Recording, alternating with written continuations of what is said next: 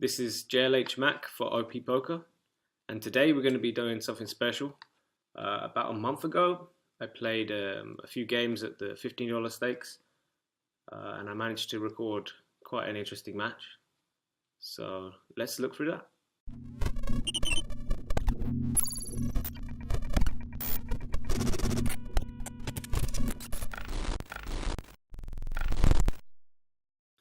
Okay, so in this first game, you can see we're playing against someone called Net. I'm not used to this. I've never seen this player before, so I'm going to presume they are a recreational player or a new player.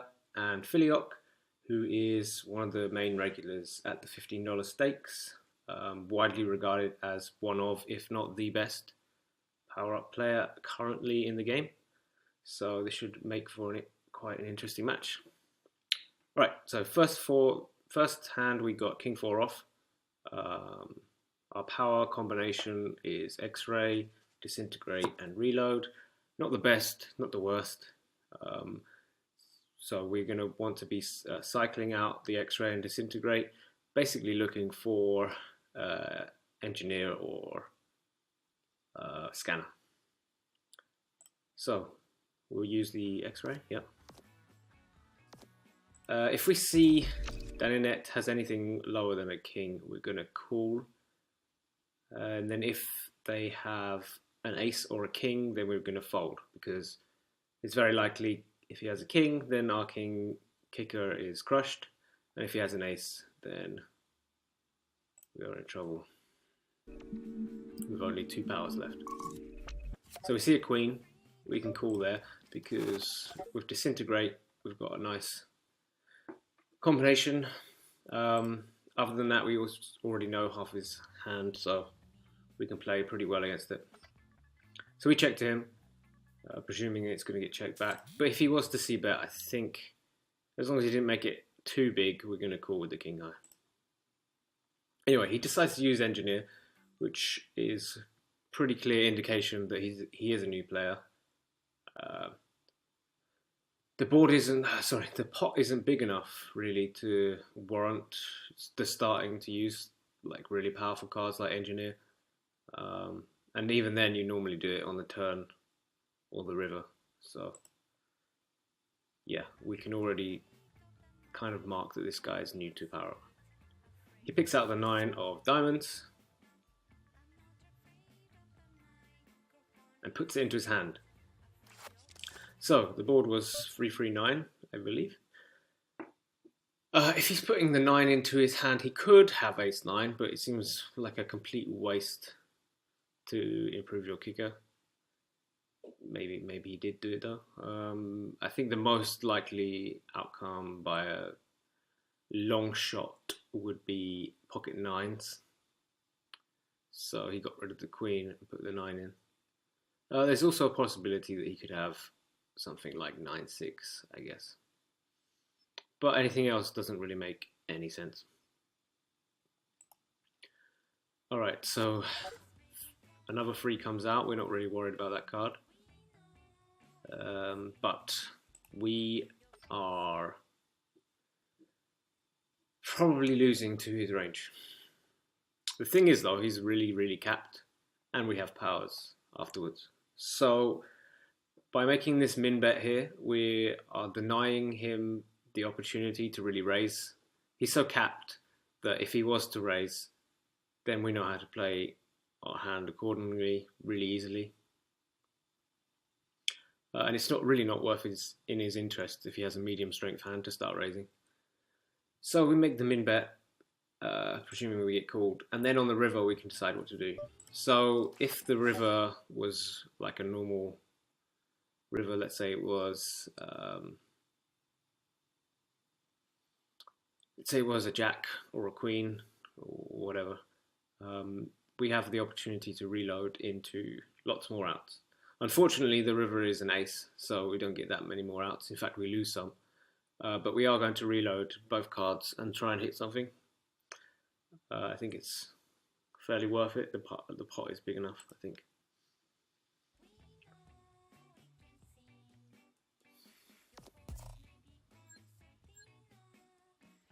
and we managed to reload into a full house naturally. Obviously, most of the time you don't reload into that. You might hit a pair, but it's not that often you get a full house. Unfortunately, he sees that we have hit the ace, which means he's not going to be calling worse than trips in general. So if we were to use something, if let's say we were to have got ace-4 off, if we were to bet out here after getting ace-4 off, we would almost essentially be turning a hand into a bluff, for the particular reason that he's not going to call anything worse than trip aces.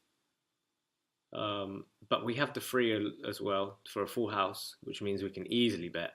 And I think an all-in sizing to protect, it makes sense. Double size the pot. You could make a value bet as well, but given he's a new player, I think just put it in. And if he's got ace-9, then it's very unlikely he's going to fold. He has pocket nines, so he clearly doesn't understand the mechanics of the game at all, or he just wants to donate, both of which are fine with me. This is the $15 limit, which is currently the highest limit, but if you get players like this, then it's clearly a very profitable game at the moment. So if you haven't already played some Power Up, I think it's about time that you get in on these tables, because they are really good action. Anyway, that means we are heads up against Filiok. Not ideal, but we've got the huge chip advantage and no point disadvantage. So things are looking good. We get Scanner, which is one of the top tier cards, so we're quite happy with that. But we only have 2 powers. So I would be, this hand already, looking to tighten up. We only have 2 powers, so, and they don't really combo nation well they don't really combo that well together.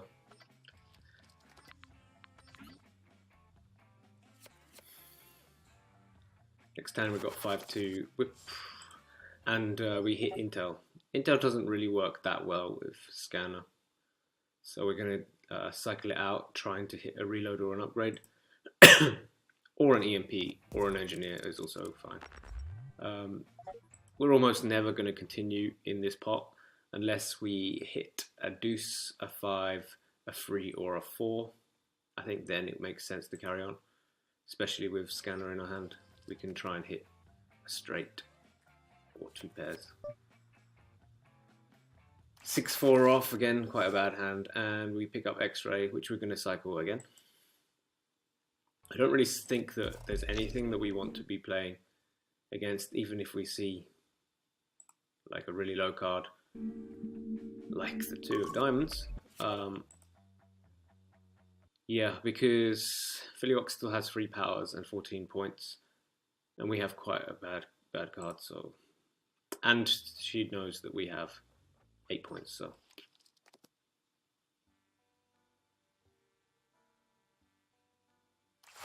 next time we get Queen Jack suited.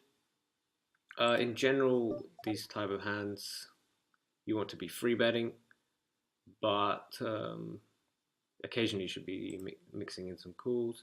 I would like if we use the Intel straight away, and then if we saw, let's say we saw a really low card, then I'm much more inclined to be free betting. If we see a diamond, I would much prefer to flat, and if we see a high card, you definitely have to flat.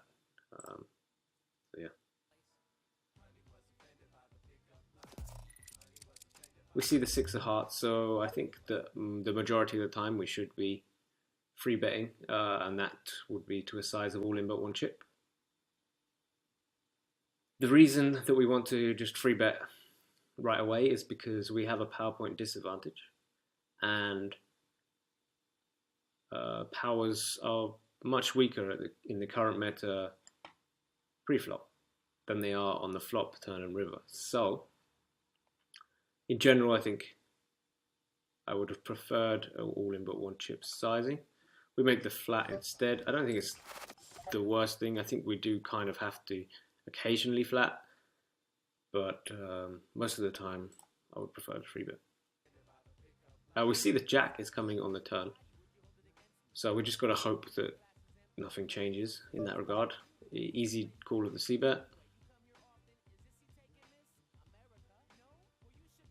So we're just going to pretend to think about it.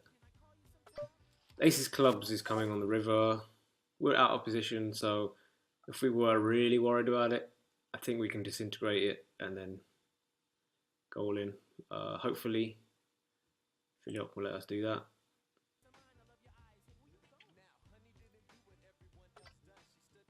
She uses scanner, so let's see if that's something she wants.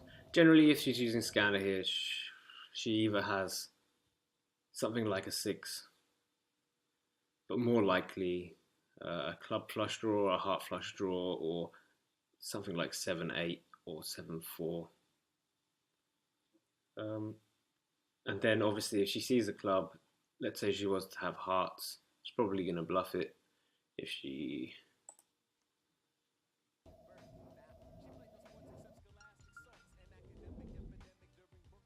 Okay, she likes what she sees.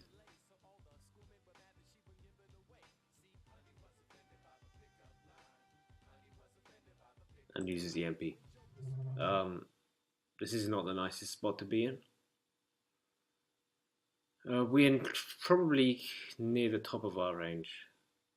We can have a few ace-x's, but most of them are getting free bet. We can have a bunch of 6x's, but obviously not that many. We could have a few club flushes, but that's about it. And we can of course have pocket fives. Yeah, I would say we're quite near the top of our range. So once she EMPs, I presume she goes all in. We have to decide what part of our range to call. So 6s are definitely going to be called. If we do have many ace-x's, they're going to be called. All of our clubs are going to be called. And then if we do call jack-x's, I think they have to be ones that do not interfere with the missed draws, and if possible, interfere with the draws that are about to hit.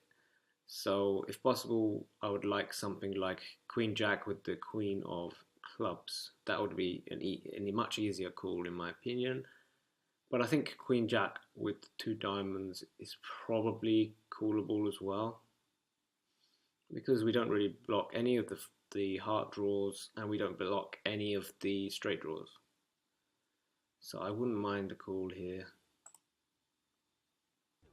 but it is close.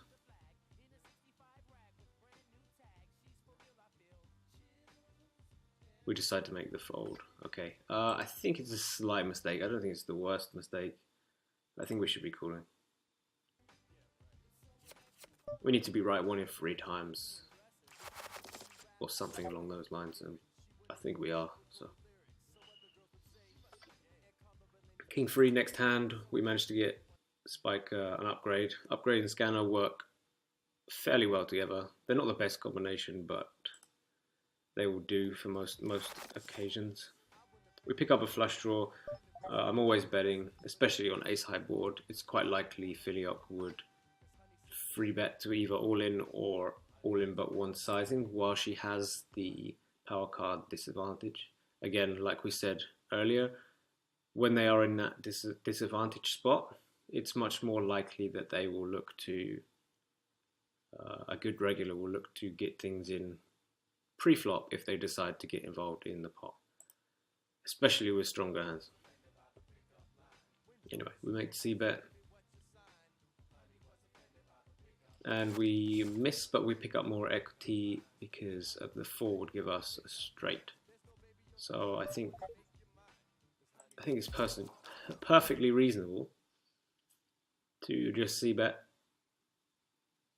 But we decide to use scanner.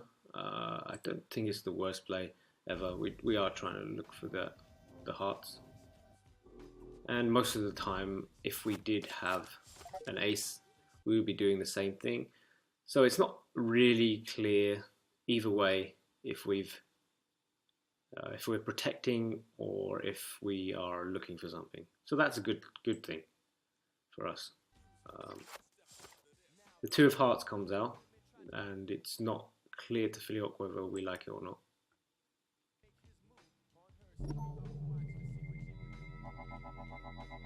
Filiok now has Scanner in her hand, something we should be remembering, and decides to bet into us.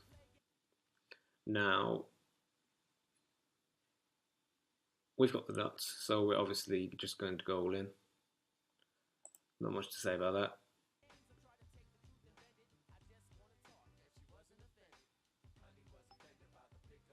Yeah, so we go all in, and we face a fast fold. So this fast fold, I think, clearly indicates that they were either block betting, although the sizing was quite large, or they were bluffing.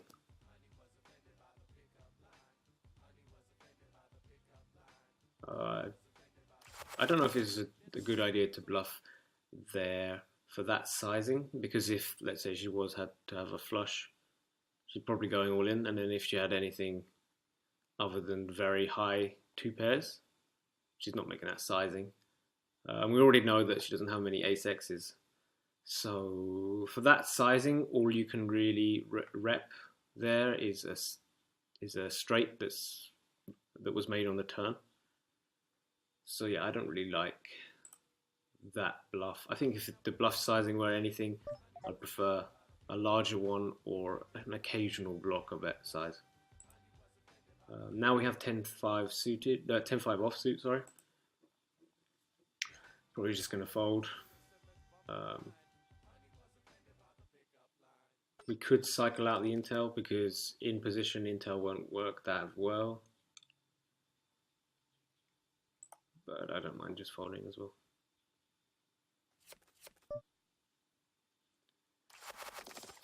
We got Jack 10. We decide to limp. When we have a slight PowerPoint disadvantage, I guess it's okay to mix in a limp range. But for the most part, I am just raising, especially against the competent player. So with a hand like Jack 10, I think it's fine to limp because you can easily call an ISO. But in general, I prefer to just raise it straight away. So yeah, we get ISO'd, and then she immediately EMP jams the flop, or EMP probably jams, I presume. Yep. This is a snap call when you hit top pair. I think the worst hand that I would call would be something like 10-9 or Queen 9. Something like that.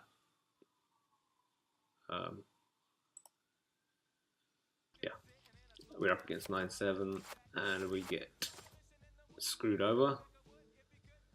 But that's part of life, so whatever. Very next hand, Ace-4. I would very much like to use intel. So that's probably happening. Yeah. And once we see the 9, it's not really worth us upgrading it. So I would really like if we were to go all in but one chip. Here. We have ace high. We have disintegrate. We have upgrade. We've got many opportunities here. So yeah, I think a free bet to all in but one chip is the best play. We decide to flat. I don't think that I ever want to flat here, really. I think this was a mistake. I think with a hand like this, you just want to be exploiting the fact that a 9 is coming out. It generally won't help the strong part of her range. We have an ace, the blinds are going up. Yeah. We have disintegrate, works well. Upgrade works well. Both work well out of position when intel has been used. So now we are just, I guess, checking down to the river.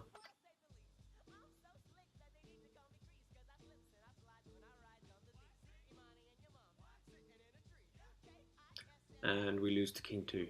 I think for the most part, this is a mistake. We probably would have won the pot pre-flop in most circumstances. So, like if Filiok was to use engineer, for example, she would see the board of 996 and then only be able to pick one. If you use scanner, which we know she has, in contention with upgrade or reload, this would obviously be bad for us because she would pick up the 9 and then have king 9 with a 9 falling on the flop. But in general, you can't expect that to happen. So. We managed to pick up engineer, so now we can be quite happy to get more involved in the pot. I would prefer to raise everything once we have 11 points, really. We get put for an all-in but one chip sizing. And the important thing to note is that the last power Filiok has played, I believe, is EMP. So, when you know that, you don't have to use all your powers pre-flop because it's only 1 in 7 chance of her having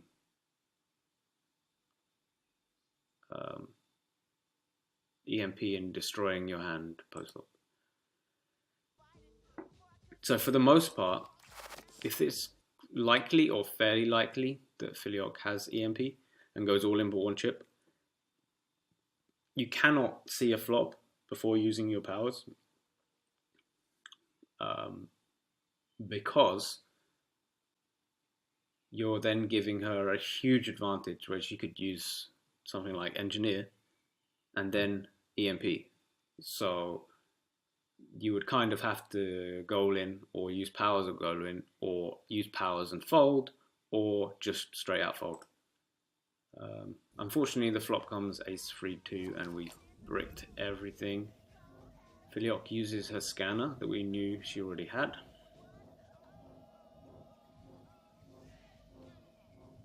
Thinking for a long time, that's a good sign, and discards, which is also a good sign. Disintegrates the ace.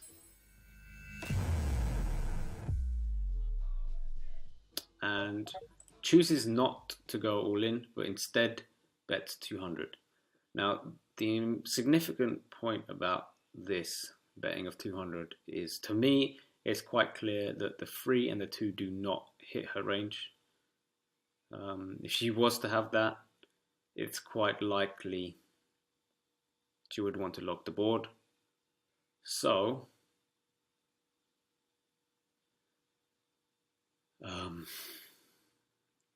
it's quite likely that Filiok either has an overpair to the 2 and the 3, or just a high card. I think it's more likely that she has an overpair because if she had just a high card, it would probably be more useful to get rid of the 3 or the 2 than the ace. The reason for that is if I did have ace high, I am still winning. So, against the king high sort of thing, and there's only 2 cards to come, so yeah, I think it's most likely an overpair.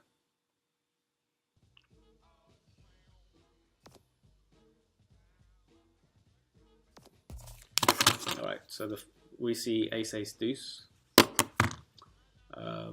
So we're going to obviously pick the deuce for a pair of deuce, put it in our hand, and call. We would have preferred, we would prefer not to get it in with a 2, but all the chips have been put in place. Filiok ends up having king jack. So I think that the disintegrate of the ace could have been a mistake here. The plus point of disintegrating the ace is that if we do engineer and find an ace, which we would have found two of, she would be almost completely dead.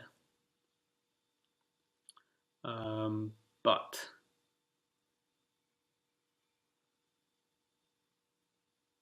she's already losing to it anyway.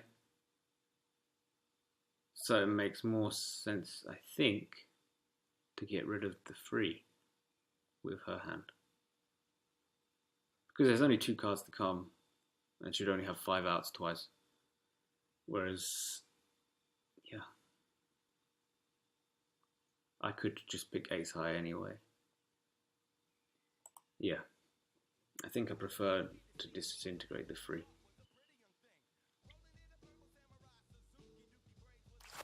So ace7 we pick up, we're just going to go all in, I presume. We've got no power points. Oh, she jams already, which is not the best sign. But what can you do?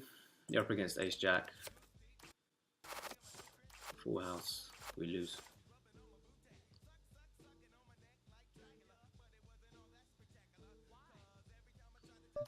Jack 10. We're definitely going to play the hand. The question is to what sizing.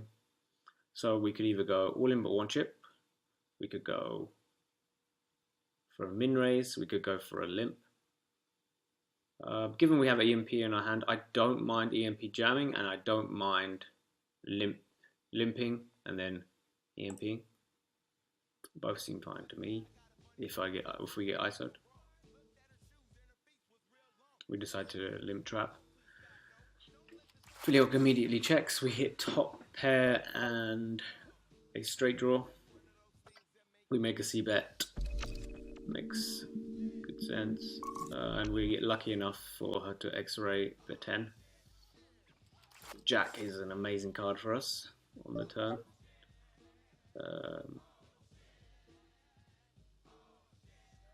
I think so. Our options are to check or to bet. I think I prefer betting over checking, because if we were to have a straight, maybe not. Yeah, I think I like checking the whole range actually, because we are, most of the time, once we have the 10 exposed, we have to be just giving up the pot. So then it allows Filiok to bluff on the river. The 7 comes out, which is pretty bad for our range, but really good for our hand. So when Filiok checks, it's almost definitely indicative of her having something here. Some weak showdown value, so either pair of 8s or ace high. So I think we can definitely get some value out of her. I think the best play would be to EMP jam, because it looks specifically slightly weaker. We're repping just a straight really, or pocket 10s. If we are to straight out jam, I think it looks quite a bit stronger, but I also don't mind it, because then we are keeping the point balance fairly similar. Yeah, actually I just preferred straight out jamming, because if we do use EMP, we've now got a 1 in 7 chance of getting EMP next turn. We'll only have 4 points, and the blinds are really getting up now. If we had a PowerPoint advantage, or we were similar on powers, I don't mind using EMP, but because we really need to keep it as level as possible, I like just jamming. So Filiok's tanking here with what we presume is either ace high or an 8.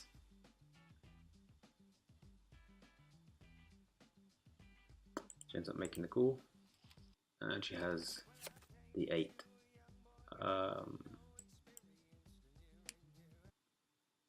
I guess she just decided range-wise it's probably one of the better hands she has. If she had a good 8,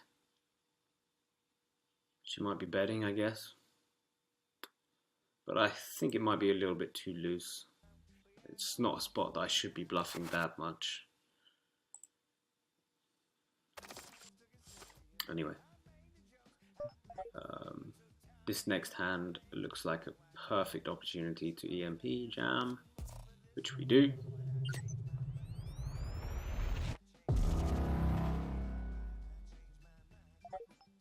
Get snap called by the same hand and split up.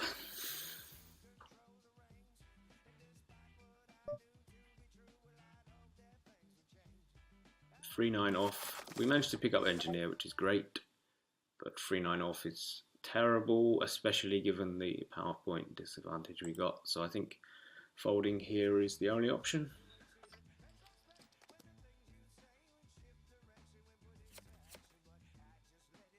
Ace-6, I would like to be making a good, healthy free bet. Basically an all in but one sizing. We basically do that with the 1,300 chip bet. She scans and likes what she sees. That's not great for us. Reloads into it and then EMPs. So at least now we will have a PowerPoint advantage if we lose. Yeah, so she saw that the free would be coming and probably reloaded into it.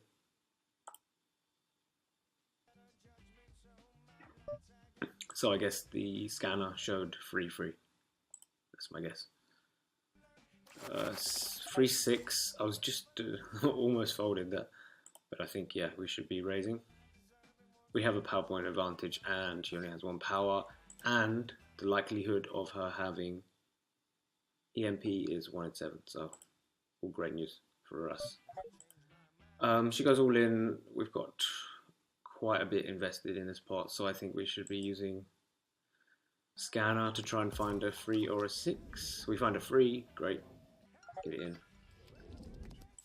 That's very important to see that she just straight out jams the 6-8. Basically, the tactic behind this is, for I think it's a quite good one. It's that while my stack is quite short, she's forcing me to use powers to win the pot, and nearly any circumstance that arises, she's still going to have the opportunity to hit a straight or a flush. So she will have equity regardless. So I like to play a lot. It's very aggressive, but I like to play a lot. Unfortunately for her, we managed to find a full house. And we managed to get reload as our next power. So this is great. One more hand and then we'll be able to use both. Filiok limps. I like to check here. I think if we had weaker hands than this, I would prefer to ISO, and if we had like the stronger parts of our range, I'd prefer to ISO as well. But 9-3 suited plays kind of well enough to not worry about having to turn it into a bluff. Good, we don't ISO, we just check. We hit a backdoor, straight draws, backdoor, flush draws. Not the best, but we have something here. So.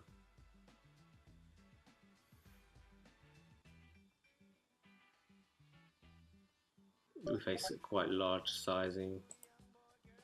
I don't think we can really continue with the hand. I wouldn't have minded the idea of leading out on the flop. I think that's quite nice actually, because then it forces Filiok to either decide to go all in most of the time or fold. and it allows us to see the turn a lot of the times when she does just call. So yeah, I wouldn't mind leading out here, but I think check folding is also a good enough play. Ace-2 looking good. We want to raise it.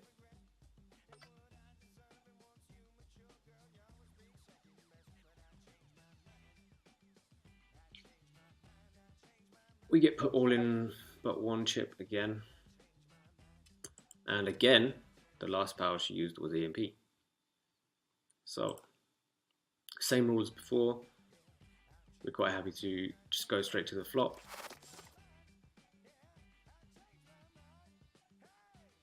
Now we have more outs to hit with engineer and reload. So we don't find an ace, we don't find anything, a deuce, we find the king, so we take that. Go cheeky double up. And now we're looking like we're in a great spot. Especially with pocket fives, which we're just going to want to get all in. Right, flipping. Lose the flip. But we still have a commanding lead in the game. Especially now we have EMP as well. That's great. I don't mind just jamming here. Because you kind of want Filiok to use the points right now when they're not worth much. So I think using EMP here probably is a mistake. I don't know. I think it's close actually.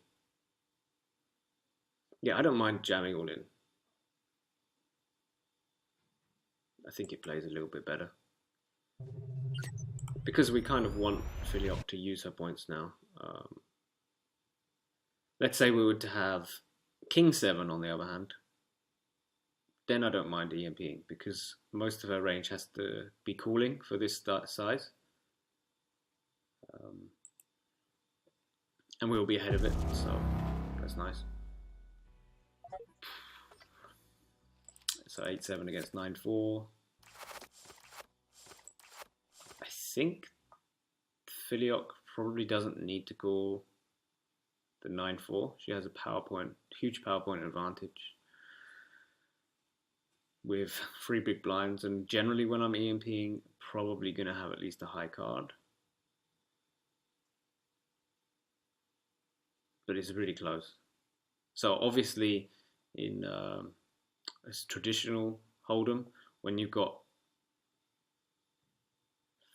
three and a bit big blinds, you want to call nearly your entire range. But when you have a PowerPoint advantage, I think that you don't have to be calling any two. So things like 9-4 probably can be folded. Just about. But she finds that we have not the best hand. So now we have the freeze. I think we're going to go all in, especially now that X-ray has been used. She's only got 2 powers left. We don't use the clone power because next turn we get 5 points and then we'll be able to use engineer.